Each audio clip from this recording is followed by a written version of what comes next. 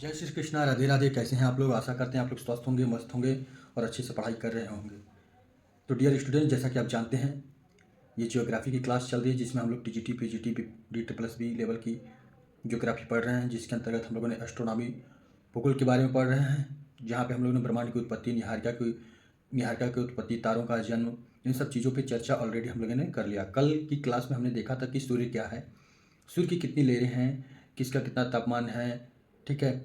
फिर उसमें हमने बहुत सी चीज़ें देखा कि उनके हर लेयर के बारे में हमने देखा, सूर्य का भविष्य क्या होता है, इन सारी चीज़ों के बारे में हमने चर्चा कल की। अब उसके आगे हम लोग बढ़ते हैं। सूर्य की कुछ विशिष्टताएं, मतलब कि कुछ उसके, जैसे सौर वर्ष किसे कहते हैं, सौर परिभ्रमण किसे कहते हैं, इन सब चीज़ों पे थोड़ा सा चर्चा कर लेते हैं। उसके बाद हम लोग पढ़ेंगे चंद्रमा यानी मून के बारे में। सौर वर्ष किसे कहते हैं, पहला हम लोग पढ़ते हैं सौर वर्ष बाबू। तो सौर वर्ष, ये सौर वर्ष होता क्या है? ठीक, देखिए, वर्ष मतलब होता है ईयर यानी, ठीक है, और सौर मतलब तो भाई सूर्य यानी कॉस्मिक। इंग्लिश में बात करें तो इसे कॉस्मिक कहते हैं, COSMIC, ठीक है, ईयर, कॉस्मिक ईयर। ये तो हो गया इनका इंग्लिश अंग्रेजी में नेम। आप देखिए सौर वर्ष होता क्या है, तो हमारा सूर्य यानी कि हमारा सूर्य जो है, हमारी आकाश गंगा मंदाकिनी की, ठीक है, मध्यवर्ती मध्यवर्ती घूर्णनशील भुजा में उपस्थित है। हमने बताया था कि हमारा सौरमंडल किस, हमारी आकाशगंगा के किस भाग में है, तो मध्यवर्ती भाग में है, ठीक।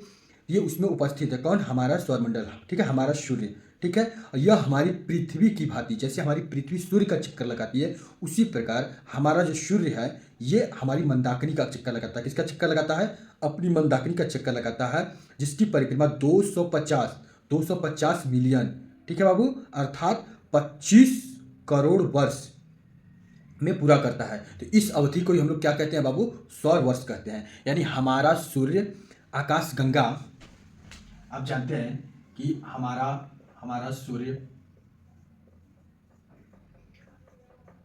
आकाश आकाश गंगा, यानी कि ये कौन सी आकाश गंगा है? यानी ये हमारी आकाश गंगा मंदाकिनी की बात कर रहे हैं, ठीक है। आकाश गंगा मंदाकिनी के मध्यवर्ती भाग में, मध्यवर्ती घूर्णनशील भुजा में है, मध्यवर्ती घूर्णनशील भुजा भुजा में स्थित है, ठीक है, स्थित है, ठीक है। हमारा सूर्य आकाश गंगा मंदाकिनी के मध्यवर्ती घूर्णनशील भुजा में स्थित है। जिस प्रकार हमारी पृथ्वी सूर्य का चक्कर लगाती है। किसका चक्कर लगाती है बाबू? सूर्य का चक्कर लगाती है, उसी प्रकार हमारा सूर्य मंदाकिनी, ठीक है, मंदाकिनी का चक्कर लगाता है, ठीक है। जिस प्रकार हमारी पृथ्वी सूर्य का चक्कर लगाती है, उसी प्रकार हमारा सूर्य जो है बाबू मंदाकिनी का चक्कर लगाता है, ठीक है। किसकी चक्कर लगाता है? मंदाकिनी का चक्कर लगाता है, जो कि 250 मिलियन वर्ष में एक परिक्रमा पूरा करता है।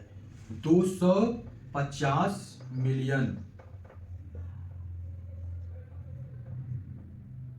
या अर्थात 25 करोड़ वर्ष पूर्व, ठीक है, 25 करोड़ वर्ष पूर्व में एक परिक्रमा पूरा करता है, जिसे सौर वर्ष कहते हैं,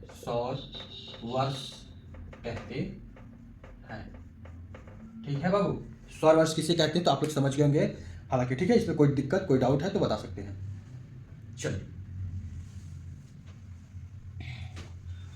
ये था सौर वर्ष। ये सब छोटी छोटी कीवर्ड हैं जिसके बारे में हमें जानना चाहिए, पूछ देता है कहीं कहीं पे। तो देखिए, अब दूसरा आता है कि सौर परिभ्रमण क्या होता है। क्या बाबू? सौर परिभ्रमण।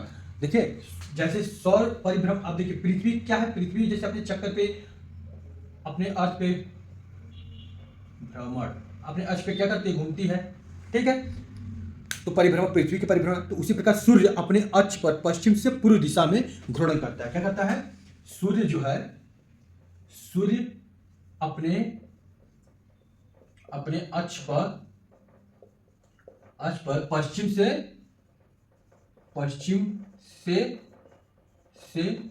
पूर्व, ठीक है, पूर्व भ्रमण करता है या फिर घूर्णन करता है, ये सही रहेगा ना, घूर्णन करता है। यानी कि जिस प्रकार हमारी पृथ्वी जो है अपने अक्ष पे घूर्णन करती थी, सूर्य भी अपने अक्ष पे क्या करता है बाबू?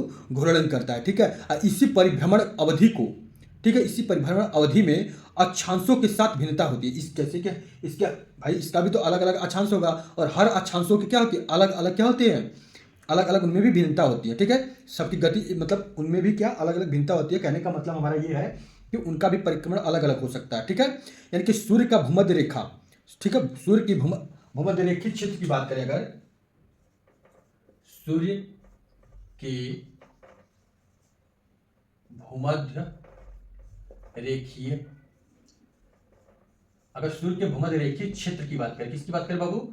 सूर्य के भूमध्य रेखीय क्षेत्र की बात करें बाबू, तो जो सूर्य का भूमध्य रेखीय क्षेत्र है ये 24.47 दिन का, कितने दिन का? 24.47 दिन में एक घूर्णन पूरा करता है।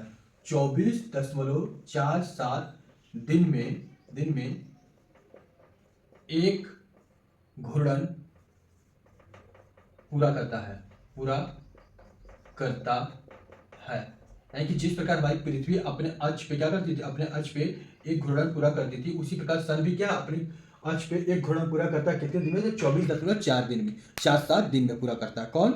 हमारा सूर्य। तो इसलिए इसे सूर्य का परिभ्रमण कहते हैं, इसे सौर परिभ्रमण कहते हैं, ठीक है। यानी कि सूर्य की जो निम्न अक्षांशें होती हैं, अक्षांशों पर सर्वाधिक तीव्रता से क्या करता है? सर्वाधिक तीव्रता से गति करता है, ठीक है। प्रत्येक अक्षांश पर इसके घूर्णन गति में अंतर होता है। क्या होता है?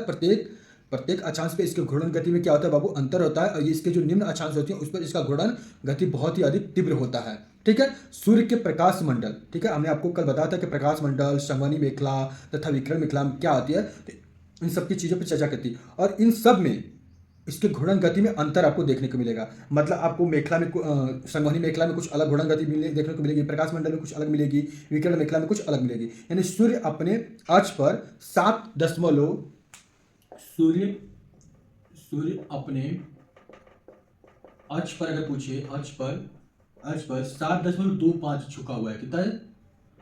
झुका है, ठीक है। सूर्य अपने अक्ष पर कितना झुका है बाबू? तो 7.25 झुका हुआ है। सूर्य अपने अक्ष पर पश्चिम से पूर्व घूर्णन करता है। सूर्य के भूमध्य रेखीय क्षेत्र 24.47 दिन में एक घूर्णन पूरा करता है, ठीक है। इसका भूमध्य रेखीय क्षेत्र की बात किया है। और हम आपको बता दें कि सूर्य का हर अक्षांश पे घूर्णन गति भिन्न भिन्न देखने को मिलती है। जैसे मेखला की बात करें, अरे प्रकाश मंडल की बात करें, ठीक है, संवहनी मेखला की बात करें, या फिर आपका विकिरण मेखला की बात करें, हर में क्या आपको सारे में सब में क्या आपको देखने को अलग अलग देखने को मिलेगा। क्या? इसकी घूर्णन गति सब में अलग आपको देखने को मिलेगा, किसी में समान आपको नहीं देखने को। इसीलिए हमने यहाँ पे लिखा है साफ साफ कि सूर्य के भूमध्य रेखीय क्षेत्र, यानी भूमध्य रेखीय क्षेत्र जो है, यानी कि भूमध्य रेखीय क्षेत्र, अर्थ का भूमध्य रेखीय क्षेत्र ये होता है 20 से जाता है, उसी प्रकार सूर्य का जो भूमध्य रेखीय क्षेत्र होगा वो उस पर क्या होगा? इसका अलग होगा, ठीक है। उसी पर भूमध्य रेखीय क्षेत्र पर 24.47 होगा, ठीक। अब आता है सौर कलंक, यानी कि ये क्या होता है? सनस्पॉट क्या होता है? आपको हम कल बताए थे कि जो सनस्पॉट होते हैं ये आपका जहाँ पे, क्योंकि इसी के बारे में थोड़ा सा चर्चा करते हैं कि सौर कलंक क्या है, ठीक। सूर्य कलंक, इसे क्या कहते हैं? सूर्य कलंक, ठीक है।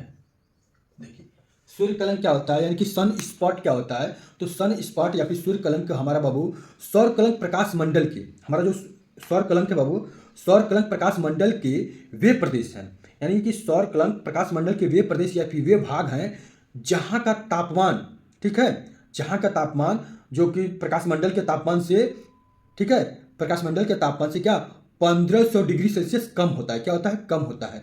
ये जो सूर्य कलंक है या फिर ये जो सन स्पॉट है, सूर्य के मतलब जैसे सूर्य पे अक्षांश अगर रेखा हमने बना दिया तो 5 डिग्री से 40 डिग्री के मध्य आपको देखने को मिलेगा। जैसे कि सन है तो सन पे जैसे कि अब ये क्या भूमध्य रेखा हमने मान लिया, ये 5 डिग्री का मान लिया, ये 40 डिग्री का, और ये भी ये 5 डिग्री का, ये 40 डिग्री का, ठीक है।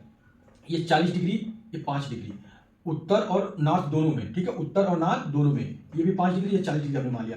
तो ये वाला जो पार्ट है 5 डिग्री और 40 डिग्री, उत्तर और दक्षिण दोनों की तरफ हमने मान लिया, उत्तर और दक्षिण दोनों में क्या आपको सन ये ब्लैक, ठीक है, सन स्पॉट आपको देखने को मिलेंगे, सौर कलंक आपको देखने को मिलेंगे। ठीक है, ये कहाँ पे उत्तर होते हैं, तो उत्तर और दक्षिण अक्षांशों के मध्य में होते हैं। ठीक है, इसके आंतरिक भाग को ये नोट कर लीजिए, सौर कलंक आपको कहाँ देखने को मिलेंगे, तो सूर्य कलंक, कलंक 5 डिग्री से 40 डिग्री के मध्य उत्तरी और दक्षिणी अक्षांशों में देखने को मिलते हैं। ठीक है, क्या होते हैं, देखने को आपको मिलते हैं। और इसके जो निचले भाग को क्या कहते हैं, इसके मतलब इसका जो आंतरिक भाग होता है, आंतरिक भाग मतलब ज़्यादा डार्क होता है, तो उसे अम्बरा कहते हैं। क्या कहते हैं, अम्बरा, यानी कि आंतरिक काले भाग को, आंतरिक काले भाग को अम्बरा कहते हैं। क्या कहते हैं बाबू, अम्बरा कहते हैं, अम्बरा कहते हैं, अम्बरा कहते हैं। ठीक है, और इसके ठीक ये आंतरिक भाग को, ठीक, और इसके बाद इसके चारों तरफ अपेक्षाकृत मतलब इससे थोड़ा सा कम काला वाला भाग जो रहता है, कम काला भाग रहता है, उसे पेनब्रा कहते हैं। क्या कहते हैं, पेनब्रा कहते हैं। तथा चारों तरफ स्थित तथा चारों तरफ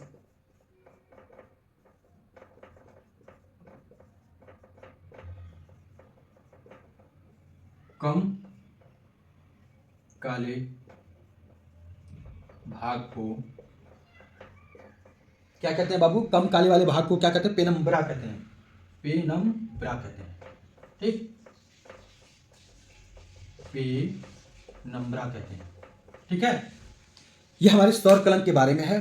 ठीक, पेनम्बरा किसे कहते हैं। अब देखिए सामान्यतः 2 से 20, ठीक है, अधिक से अधिक या 2 से 20 आपको समुदाय में देखे जाएंगे। मतलब सौर कलंक जो होते हैं मतलब एक समूह में 2 से 20 तक हो सकते हैं। ठीक है, और ये हर 11 साल में 11.1 साल में आपको देखने को मिलेंगे। ठीक है, मतलब एक इनकी जो संख्या अधिक से अधिक संख्या इनकी कितनी हो सकती है, 100 हो सकती है एक समय में। अधिक से अधिक अगर पूछे कि एक समय में एक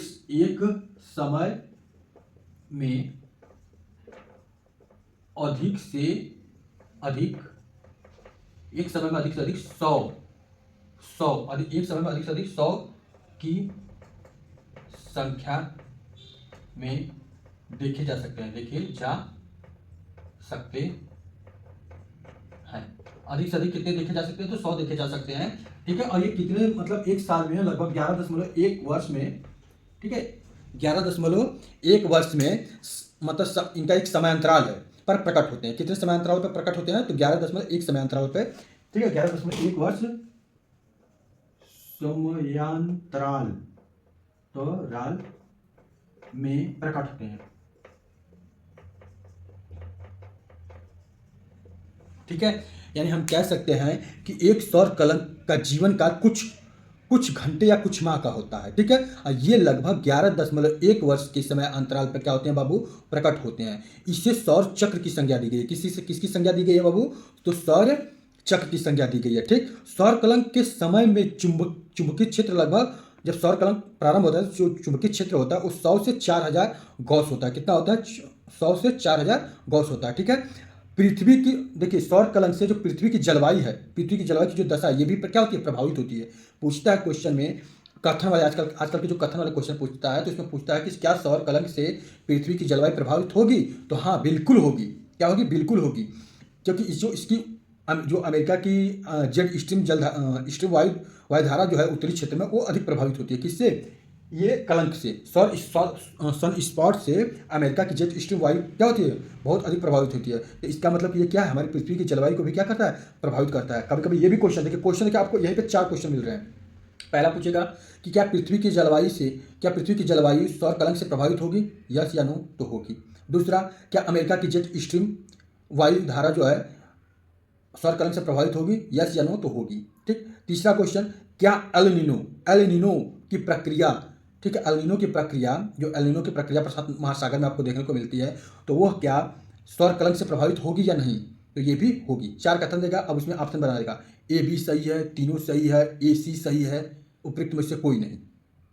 ठीक, तो आपको क्या करना है, ये तीनों के तीनों सही हैं। ठीक, आपको याद कर लेना है कि एल नीनो की प्रक्रिया जो प्रशांत महासागर में होती है ये भी क्या है, सौर कलंक से प्रभावित होगी। ठीक है, अमेरिका के जेट स्ट्रीम की वायु ये भी सौर कलंक से प्रभावित होगी।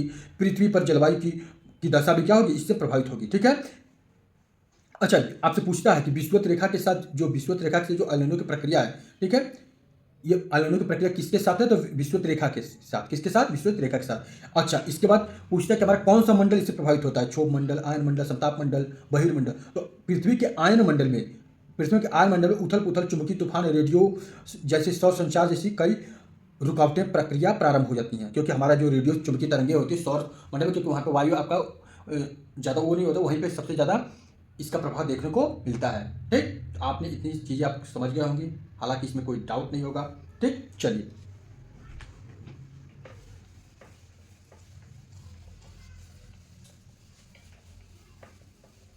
ये तक क्या हमारा बहुत सौर कलंक था, क्या था, सौर कलंक।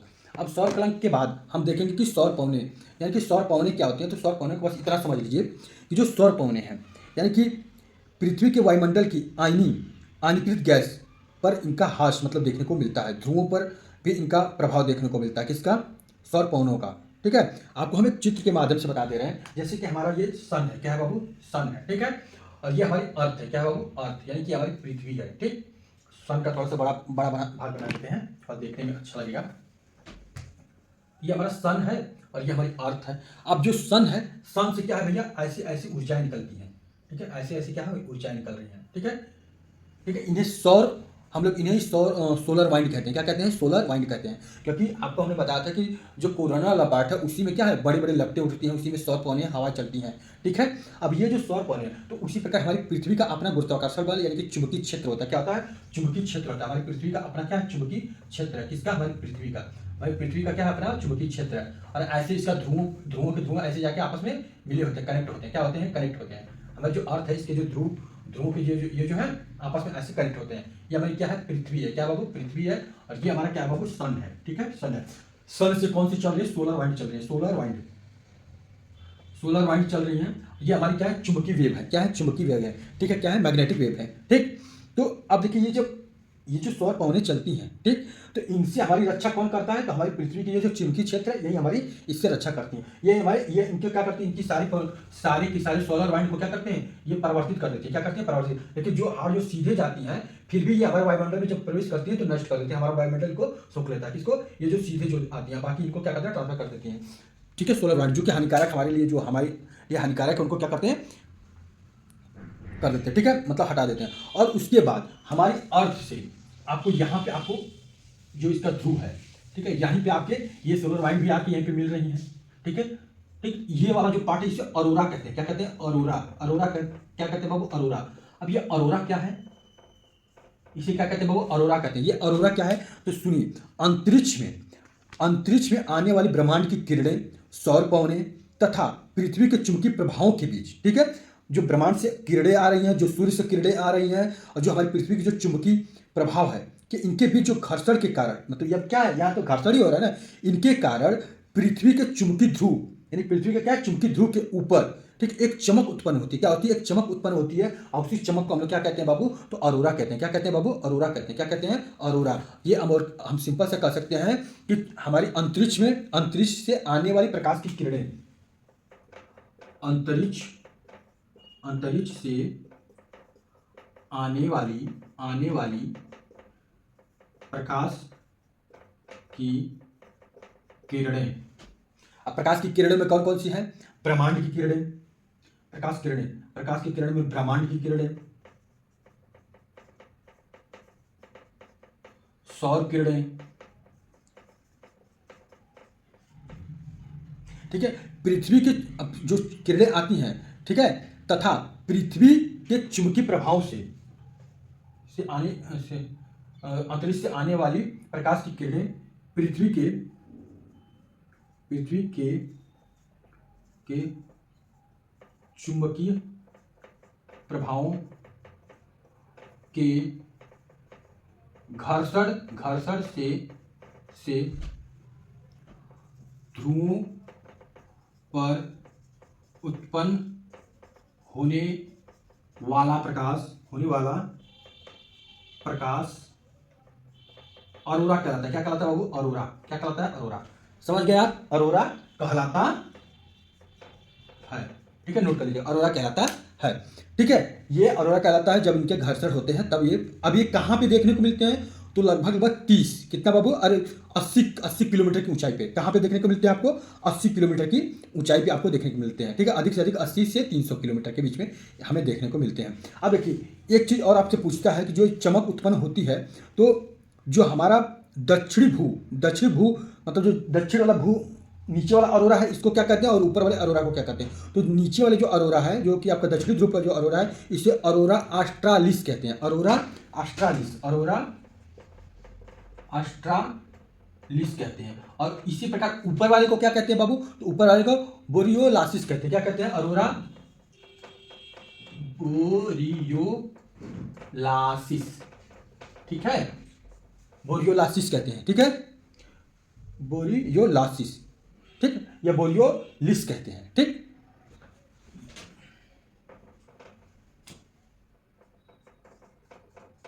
बोरियोलिस। ठीक है, अरोरा बोरियोलिस। समझ गए होंगे आप? तो ये हमारी कुछ घटनाएं हैं। अरोरा मुख्य रूप से 80 से 1000 किलोमीटर के ऊपर आपको देखने को मिलता है। ये बहुत ही चमत्कार होता है, बहुत ज़्यादा प्रकाश उत्पन्न करता है। ठीक है, इससे हम आप नंगी आंखों से देख सकते हैं। ठीक, अब इसमें कोई किसी को डाउट है तो कमेंट करके हमें जरूर बताइएगा। ठीक है, सौर पवनों और ब्रह्मांड किरणों के प्रभाव से पृथ्वी के आयनमंडल की अनिकृत गैसों की परतों का ह्रास होता है। उसे क्या कहते हैं? रेडियो फेड आउट कहलाता है। क्या कहलाता है? ये रेडियो फेड आउट कहलाता है। अगर पूछेगा कि रेडियो फेड आउट क्या कहलाता है, तो सौर पवनों और ब्रह्मांड की किरणों से, ठीक है, हमारी पृथ्वी के आयनमंडल में जो आयनीकृत होते हैं, उनका जो ह्रास होता है, उसे हम लोग क्या कहते हैं बाबू? तो उसे हम लोग कहते हैं फोटोन। क्या कहते हैं बाबू? फोटोन। ठीक है, तो नोट कर लीजिएगा। ठीक है, रेडियो फेड आउट। ठीक, रेडियो फेड आउट क्या कहते हैं? रेडियो फेड आउट कहते हैं। ठीक, आपको दिक्कत है तो बता सकते हैं। अब हम लोग स्टार्ट करेंगे चंद्रमा, मून क्या है इसके बारे में हम लोग देखते हैं।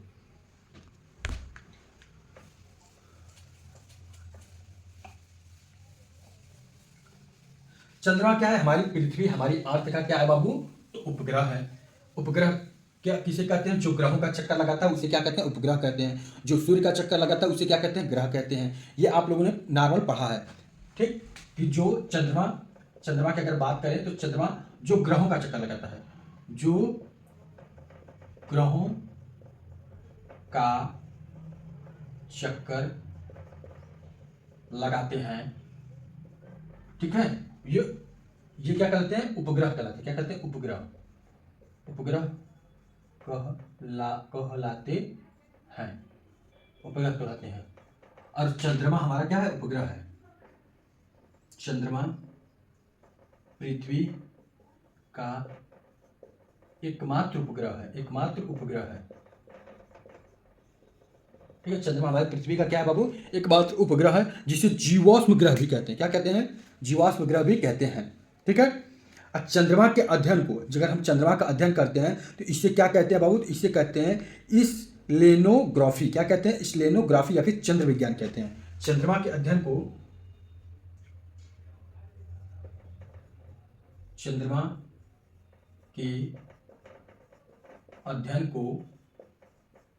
के अध्ययन को क्या कहते हैं? चंद्र विज्ञान कहते हैं। क्या कहते हैं? चंद्र विज्ञान कहते हैं। क्या कहते हैं बाबू?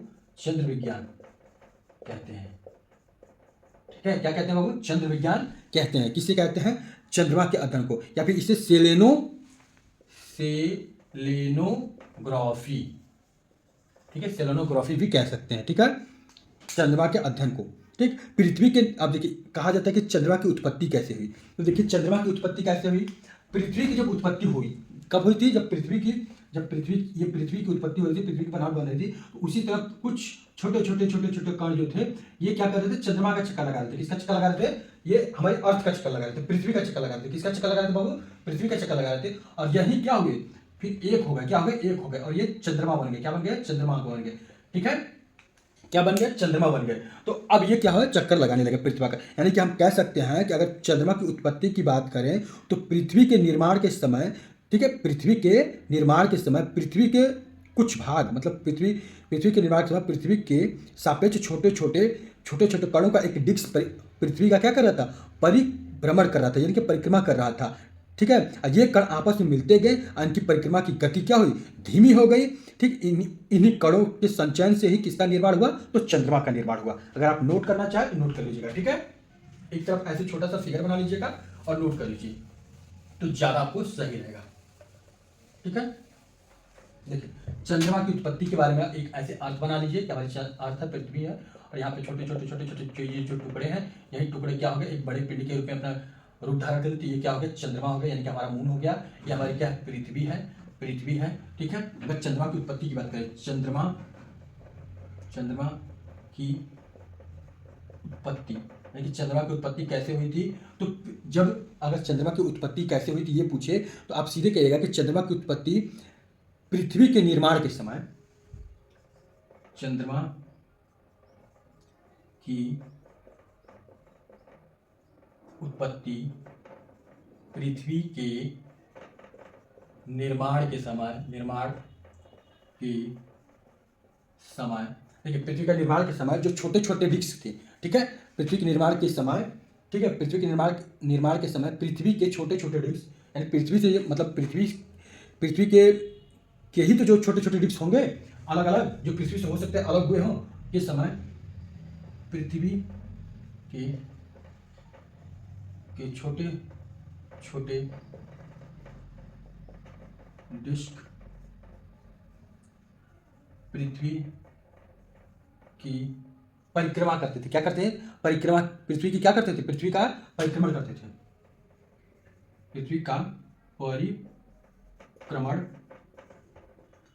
करते थे। यही कण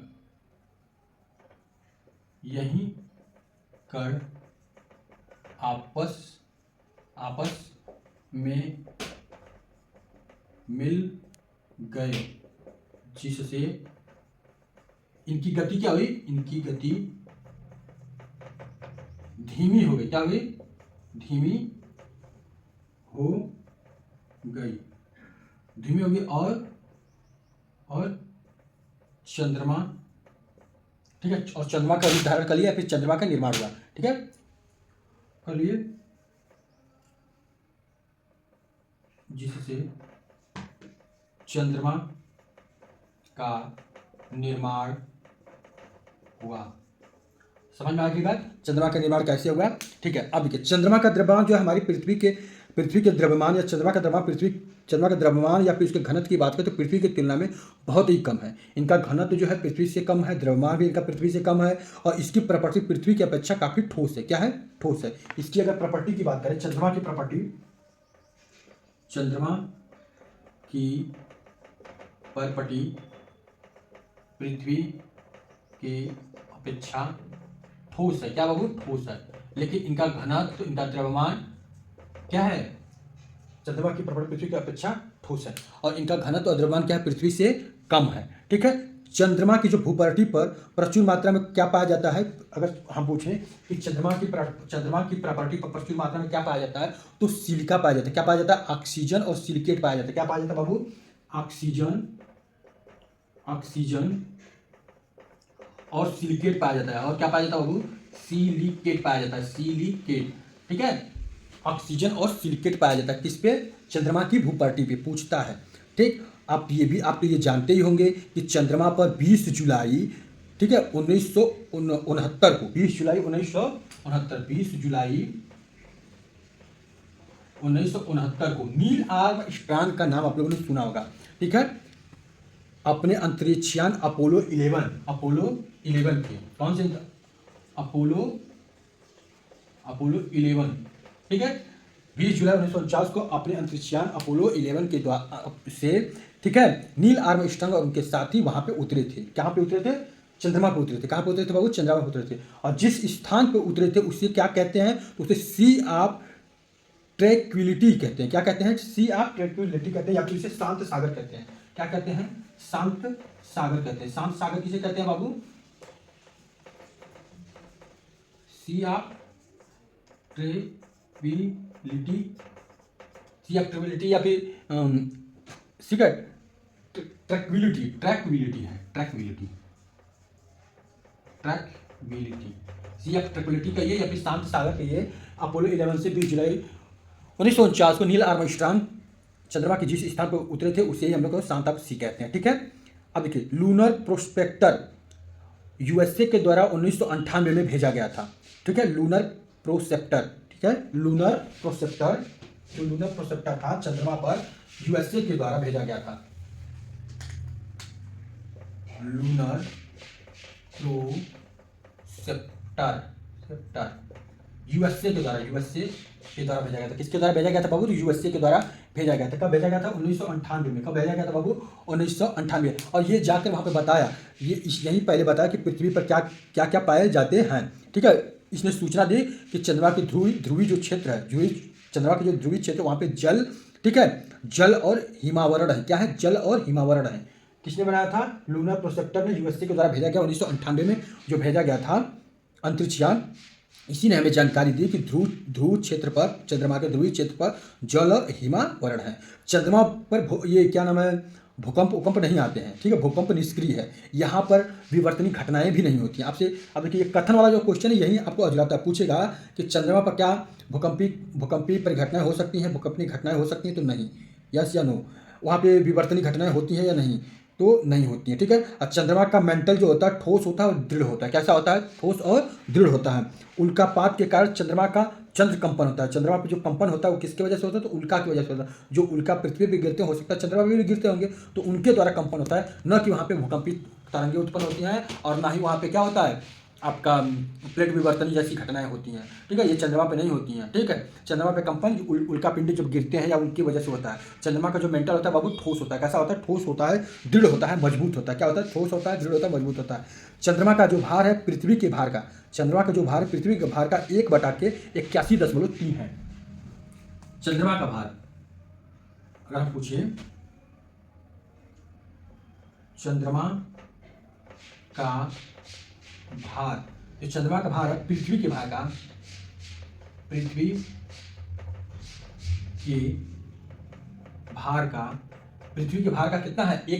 पृथ्वी के भार का कितना है बाबू? तो 1/81.3 है। 1/81.3, ठीक है। तो चंद्रमा का इसे पलायन वेग, इसका इसी वजह से चंद्रमा का पलायन वेग कम होता है। क्या होता है? चंद्रमा का पलायन वेग कम होता है, ठीक है। चंद्रमा पर भारी गैसों का अभाव है। जैसे पृथ्वी पर भारी गैसें पाई जाती हैं, कार्बन डाइऑक्साइड, ये सब, तो वहाँ पे चंद्रमा पर नहीं पाई जाती है, ठीक है। और क्या होता है? चंद्रमा पर पृथ्वी की तरह वायुमंडल भी नहीं होता है, क्योंकि चंद्रमा पे, हमारी पृथ्वी पर क्या है? वायुमंडल है, जिसकी वजह से क्या हमारा जीवन संभव है, यहाँ पे जीवन है। लेकिन वहाँ पे ऐसा नहीं है। यानी कि हम कह सकते हैं कि वायुमंडल के अभाव के कारण ही चंद्रमा पर कोई भी मौसमी घटनाएं नहीं घटित होती। ना ही बादल बनते हैं, ना ही वर्षा होती है, ठीक है, ना ही तूफान आते हैं। भाई जब वहाँ पे रहेगा तब ना, बस ये हाँ प्रोसेप्टर लूनर के द्वारा ये जरूर पता लगाया गया है कि जो चंद्रमा का ध्रुव है वहाँ पे क्या है? बर्फ है, मतलब ऑक्सीजन और जल का करा गया। लेकिन हो सकता है इन फ्यूचर वही बर्फ पिघले, तो उनके पिघलने से अपना नदी का निर्माण हो, वायुमंडल बने, बारिश हो, ये सब हो सकता है। बट फिलहाल बस इतना ही जानकारी है कि वहाँ पे कोई वायुमंडल नहीं है, कोई भी मौसमी घटनाएं नहीं घटती हैं, ठीक है। अब देखिए चंद्रमा दो तरह से गति करता है। एक अच्छी गति यानी कि अपने अक्ष पे जो घूर्णन करता है, और एक जो है पृथ्वी का जब चक्कर लगाता है। तो आपसे पूछेगा कि चंद्रमा की कितनी गतियां होती है? तो चंद्रमा की 2 गतियां होती है। कितनी होती है? चंद्रमा की 2 गतियां होती है। 2 गतियां, चंद्रमा की कितनी गतियां होती है? 2 गतियां होती हैं। अब ये पूछेगा कि 2 गतियां होती हैं। अब देखिए, एक जो पहली गति होती है, जो अपने अक्ष पे गति करता है उसे अच्छी गति कहते हैं, और जो अपने कक्ष पे गति करता है उसे कक्षी गति कहते हैं। तो लिख सकते हैं कि अच्छी गति और कक्ष पे जो गति करता है उसे कक्षी गति,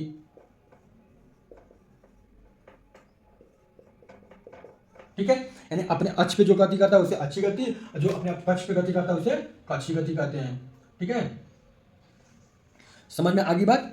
अब देखिए अच्छी गति क्या होती है बाबू? अगर अच्छी गति की बात करें कि ये अच्छी गति क्या होती है, तो अपने अक्ष पे जो गति करता है, यानी कि अपने अक्ष पे जब चंद्रमा, ठीक है, अपने अक्ष पे चंद्रमा 27 दिन 7 घंटे 43 मिनट में क्या करता है? अपनी अच्छी गति कंप्लीट कर लेता है। क्या करता है? अच्छी गति कंप्लीट कर लेता है, पूरा कर लेता है। इसे हम लोग क्या कहते हैं बाबू? इसे चंद्रमास कहते हैं। क्या कहते हैं बाबू? चंद्रमास कहते हैं। क्या कहते हैं? चंद्रमास कहते हैं। और ऐसे चंद्रमास, ऐसे 12 चंद्रमास को हम लोग चंद्रवर्ष कहते हैं। क्या कहते हैं बाबू? चंद्रवर्ष कहते हैं। यानी अच्छी गति जो है ये अपना 27 दिन 7 घंटे 43 मिनट में कंप्लीट कर देता है। 43 मिनट में मिनट में पूरा करता है ना, कहीं कहीं पे आपको 24 भी दिखने को मिलेगा, ठीक है। और अच्छी गति, अब देखिए इसकी कच्छी गति अगर आपसे पूछे तो कच्छी गति क्या है, ये भी लगभग 27 दिन 7 घंटे 43 minute 15 second, 43 minute 15 second, 15 second में क्या करता है, कच्छी गति क्या करता है बाबू, पूरा कर देता है, ठीक है।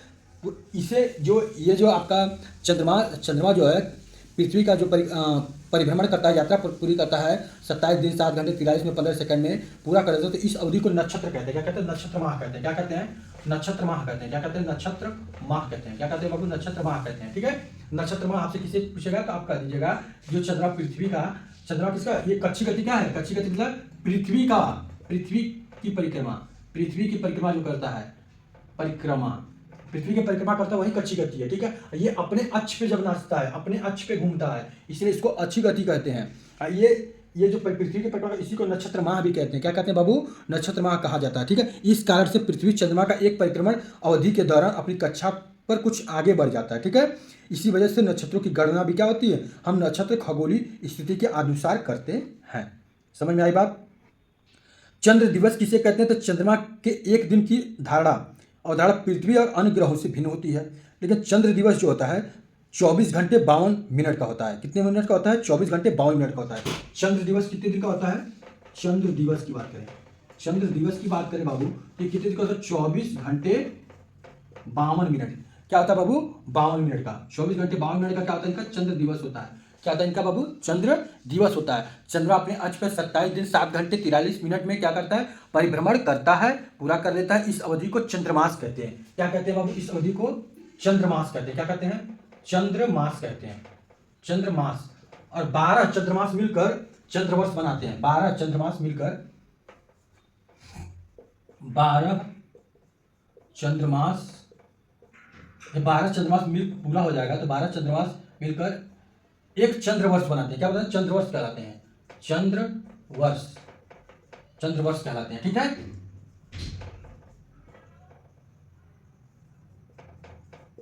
इतनी बात आप लोगों को समझ में आ गई होगी अच्छे से मेरे ख्याल से। अब देखिए हम लोग पढ़ते हैं चंद्रमा की कलाएं। क्या पढ़ते हैं बाबू, चंद्रमा की कलाएं। ये चंद्रमा की कलाएं क्या होती हैं, ठीक। देखिए इसे आप लोग अपने नोट्स के हिसाब से, अपने हिसाब से लिखिएगा एकदम अच्छे से समझ के, क्योंकि हमने एकदम अच्छे से आपको एक एक चीज़ बताया, ठीक है। अब अगर एक एक लाइन बाई लाइन लिखवाएंगे तो ज़्यादा समय लगेगा। हम बोल रहे हैं उसे भी आप नोट कर लीजिएगा जो आपको इंपॉर्टेंट लगे, ठीक है। वैसे हमें जो इंपॉर्टेंट लगे हम उसे नोट करा दे रहे हैं, ठीक है।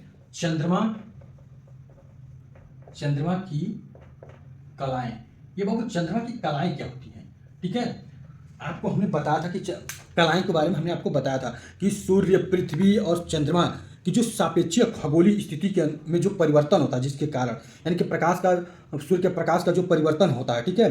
तो चंद्रमा के धरातल पर मतलब जो उसकी छाए जो अलग अलग होती हैं, देखते हैं ना आप लोग कि चंद्रमा क्या होता है, कभी पूरा दिखेगा, कभी आधा दिखेगा, इतना भाग दिखेगा, फिर उसका आधा भाग दिखेगा, मतलब पूरा कंप्लीट, इसको पूरा कंप्लीट पहले ऐसे दिखेगा चंद्रमा, इससे, फिर ऐसे, फिर थोड़ा सा और बड़ा होगा, फिर थोड़ा सा और बड़ा होगा, फिर इसके बाद फिर एकदम इतना सा ऐसे होगा, ठीक है।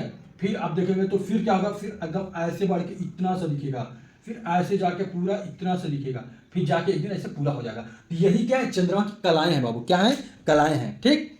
यानी हम अगर लिखना चाहें तो आप लिख लीजिए कि सूर्य, पृथ्वी और चंद्रमा की सापेक्षिक, सूर्य, पृथ्वी तथा चंद्रमा की सापेक्षिक खगोलीय स्थिति में परिवर्तन के कारण सूर्य के प्रकाश को परावर्तित करने वाले चंद्रमा के धरातल का क्षेत्रफल बदलता रहता है, जिसे चंद्रमा की कला कहा जाता है।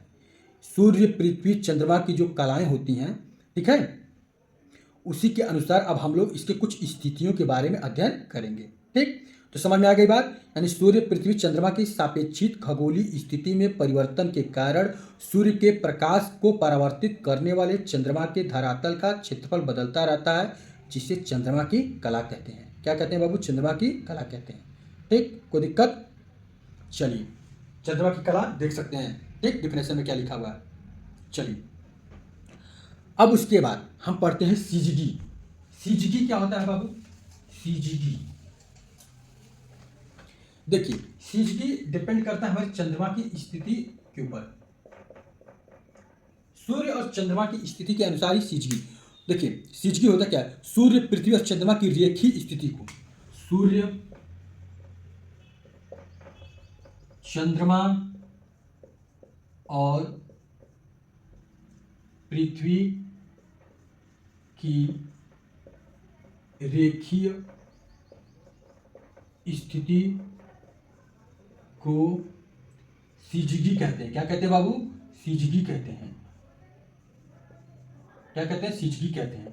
ठीक है, सीजगी यानी कि जैसे कि ये सूर्य हो गया, ये चंद्रमा हो गया, ये पृथ्वी हो गया, सूर्य सन मून अर्थ।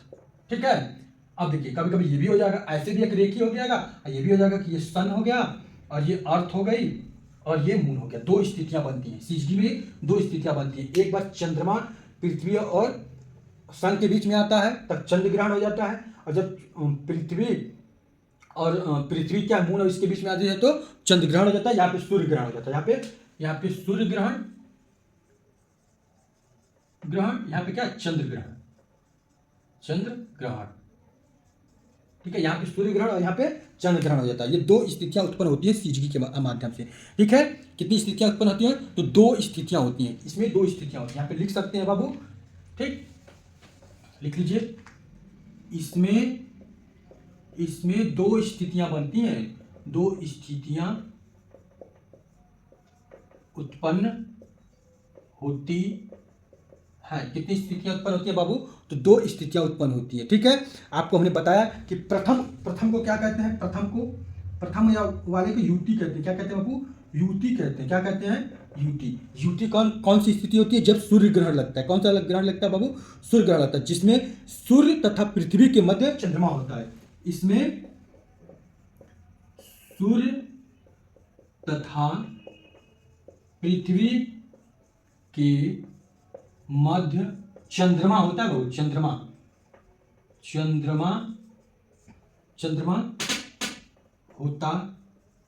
है। इसमें सूर्य तथा पृथ्वी के मध्य में क्या होता है बाबू, चंद्रमा होता है। ठीक है, इसमें क्या होता है, सूर्य तथा पृथ्वी के मध्य में क्या होता है बाबू, तो चंद्रमा रहता है। ठीक है, इसे क्या कहते हैं, युति कहते हैं। ठीक है, इसे क्या कहते हैं बाबू, युति कहते हैं। समझ में आई बात। और इसके फलस्वरूप अमावस्या होता है। क्या होता है बाबू, अमावस्या होता है। इसके फलस्वरूप मतलब इस समय अमावस्या होती है। क्या होती है, अमावस्या। और आप जानते हैं कि अमावस्या के टाइम ही सूर्य ग्रहण लगता है। क्या लगता है, सूर्य ग्रहण लगता है। अमावस्या कोई क्या कहते हैं, सूर्य ग्रहण होता है। ठीक है, यहां पे लिखना चाहते लिख लीजिए, अमावस्या को ही सूर्य ग्रहण होता है। ठीक है, अमावस्या को ही क्या होता है बाबू, तो सूर्य ग्रहण होता है। ठीक है, अब आते हैं दूसरा भाग, यानी कि प्रथम भाग था, प्रथम स्थिति थी, इसे क्या कहते हैं, युति कहते हैं। और दूसरे वाले भाग को क्या कहते हैं, वियुति कहते हैं। क्या कहते हैं बाबू, वियुति ना, रफ कर दें बाबू। चलिए, दूसरे भाग को क्या कहते हैं बाबू, वियुति। ठीक है, वियुति किसे कहते हैं बाबू, तो देखिए वियुति वह पार्ट है। देखिए बाबू हम कह रहे हैं तो इसे आप लोग ज़्यादा वो मत करिएगा। ठीक है, क्योंकि आप लोग हमारे लिए छात्र हैं हमारे। ठीक, आप सभी लोग हमारे लिए एक समान हैं। जो देख रहा है, चाहे वो बॉयज़ हो या गर्ल्स हो, ठीक है, आप सभी लोग हमारे छात्र हैं, तो आप लोग को हम बाबू कह सकते हैं। ठीक, चलिए, वियुति क्या है बाबू, तो देखिए वियुति ये दूसरा भाग है। पहला क्या था, युति था। क्या था, अरे हाँ युति था। क्या था, युति। एक किसके अंतर्गत, सीजगी के अंतर्गत। सीजगी मतलब जब एक ही रेखा में हो, तीनों के तीनों क्या हो, एक ही रेखा में हो, एक ही साथ हो, तो वियुति क्या होती है, वियुति कब होता है, तो वियुति इसमें क्या होता है कि पृथ्वी इसमें ठीक है, इसमें सूर्य और चंद्रमा के मध्य पृथ्वी होती है। क्या होती है, पृथ्वी आ जाती है। क्या होती है बाबू, पृथ्वी आ जाती है। ठीक है, और ये कब होता है, खासकर पूर्णिमा के दिन होता है। कब होता है बाबू, पूर्णमासी के दिन। यह घटना पूर्णमासी के दिन होता है, पूर्णमासी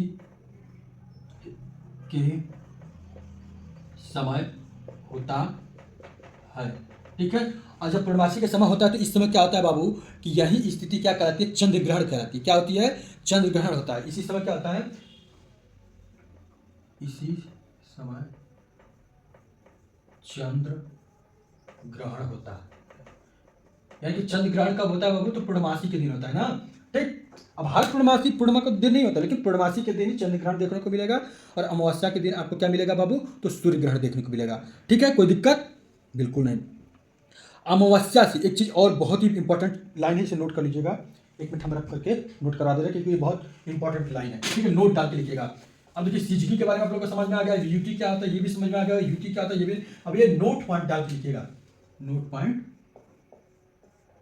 ठीक है, क्योंकि हम चंद्रमा की कलाओं के बारे में पढ़ रहे हैं ना, तो उसी में थोड़ा सा ये इंपॉर्टेंट चीज़ है कि अमावस्या से पूर्णमासी तक, अमावस्या से पूर्णमासी तक चंद्रमा का आकार क्या होता है, लगातार बढ़ता है।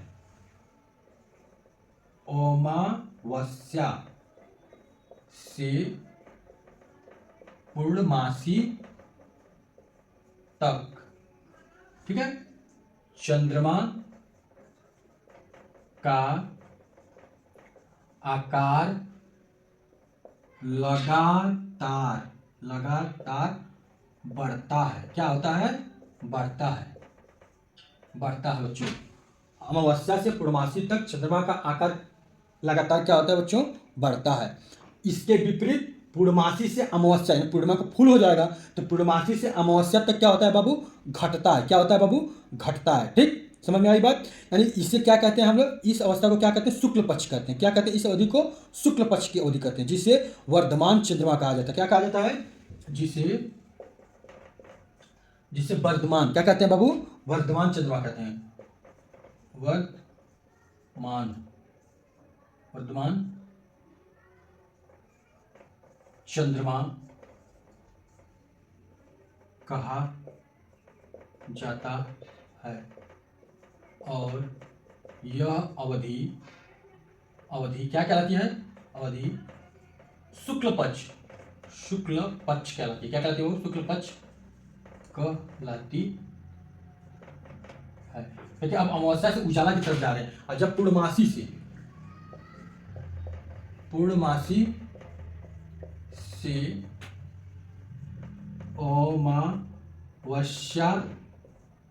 अमावस्या था नहीं, जो है अमावस्या तक चंद्रमा का आकार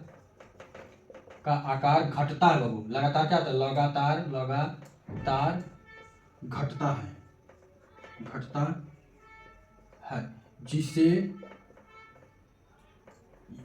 घटता है। तो यह अवधि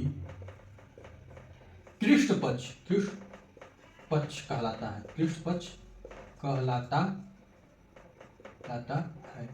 यानी कृष्ण पक्ष कब होगा, जब अंधेरा मतलब अनहरिया आवत है। तो अनहरिया मतलब कि अब कृष्ण पक्ष चल रहा है। ठीक है, अजोरिया आवत है मतलब, तो उसे क्या कहते हैं बाबू, शुक्ल पक्ष कहते हैं ना, उजाला वाला दिन। ठीक है, समझ में आ गई बात। ये बहुत ही इंपॉर्टेंट लाइन है, इसे नोट कर लीजिएगा। ठीक है, चंद्रमा का आकार लगातार घटता बढ़ता रहता है। ये कब होता है बाबू, तो ये अपना शुक्ल पक्ष।